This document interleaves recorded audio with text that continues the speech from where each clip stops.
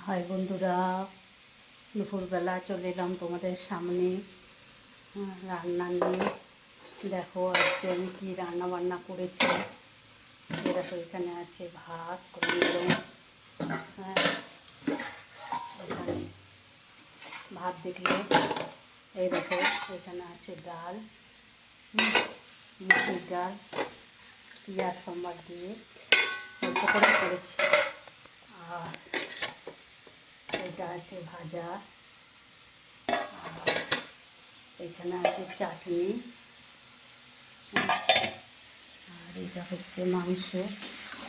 মাংসটা হলেই হয়ে যাবে বন্ধুরা।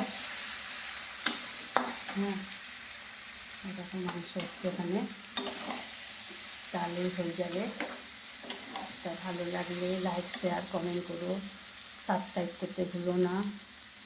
Tata, bye bye, see you. সবাই ভালো থেকো, সুস্থ থেকো, আর সবসময় হাসবে, আনন্দ করবে, বেশি করে জল খাবে গরমে। টাটা।